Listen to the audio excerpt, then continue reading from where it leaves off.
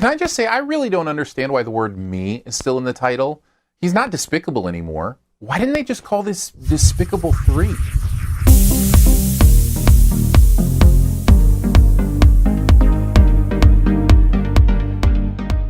saw a for real life unicorn? What did it look like? Did you pet it? Did it smell like candy? Was it fluffy?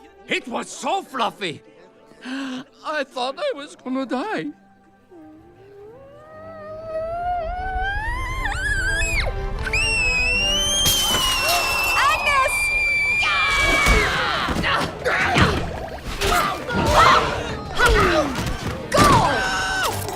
Excuse me! Girls, don't worry, I'm here! Are you okay? Yeah, we're fine. Are you? Unicorns are really real! Despicable Me 3 is somehow the fourth movie in the Despicable Me franchise, if you include the Minions movie. This time, Gru has found a long-lost brother. What will happen when the sibling hijinks ensue? Here's 5 things you might want to know about Despicable Me 3. Third verse is same as the first. Yeah, this franchise keeps doing the same thing over and over again. And you know what? If you like it, that's a good thing. If you enjoyed Despicable Me 1 and 2, I think you're probably going to have the same kind of fun with 3. I will say this. Let's start with the negative. It's not fun for me. I get really bored of this kind of humor really quick. There's a difference between this and a movie that emphasizes more story elements, because you can tell a new story with the same characters. But when you're telling the same story and the same sense of humor with the same characters, there's a sameness that happens that gets really annoying to me. This to me is also an example of why an expanded universe is better than a straight sequel. Think of a Despicable Me universe where it was a different villain every time for each movie and what their story of redemption might be. That's interesting to me. Just seeing Gru do more stuff or find a brother or whatever, that's not. And the other part about this one is it has like a B plot, a C plot, and a D plot. Like each part of this group of characters is doing a different thing. The girls are doing their own thing. The Minions are doing their own thing. Gru is, of course, doing his thing with his brother. It's really divided. It almost feels like somebody was writing a Despicable Me TV show, and then they decided to scrap it, and so they just took the first 4 episodes and combined them into a movie.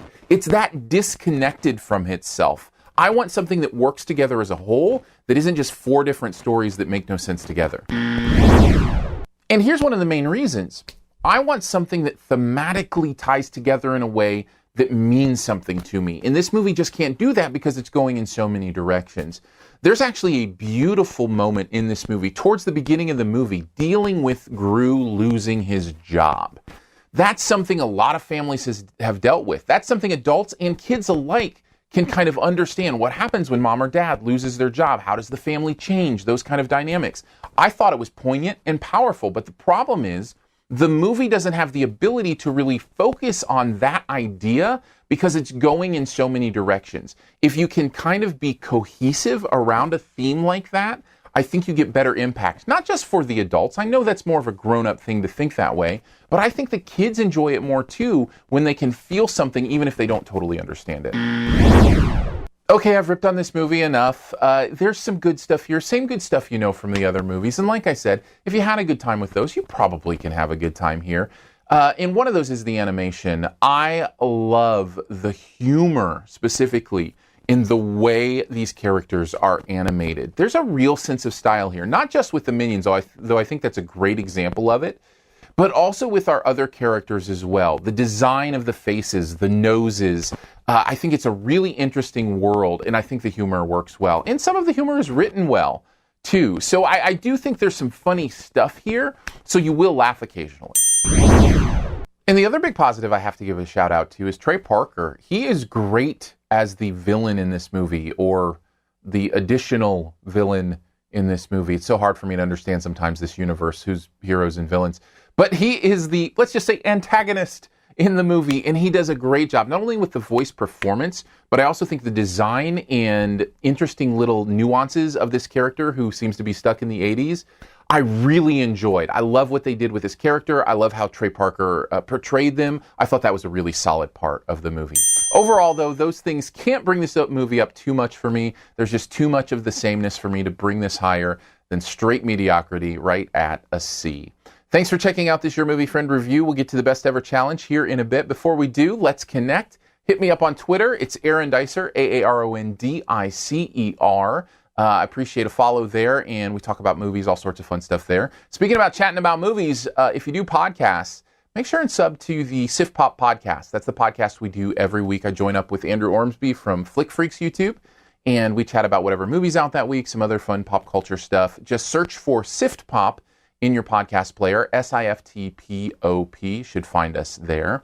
And subscribe on YouTube. Do the comment thing on YouTube. Really appreciate that. That's a lot of fun too. And also really appreciate those who are supporting this YouTube channel at Patreon. It's been very humbling to see the support come in these first few weeks of having the Patreon up.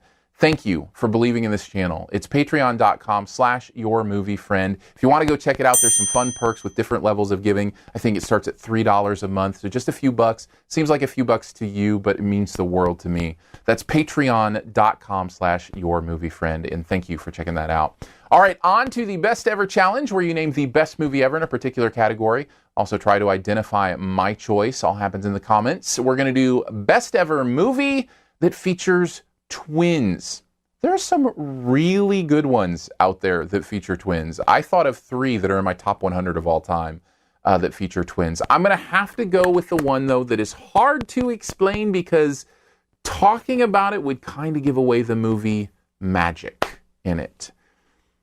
Take a guess at mine in the comments. Also leave your choice there as well. And as always, there's a few extra seconds here to hit subscribe. Just click my face.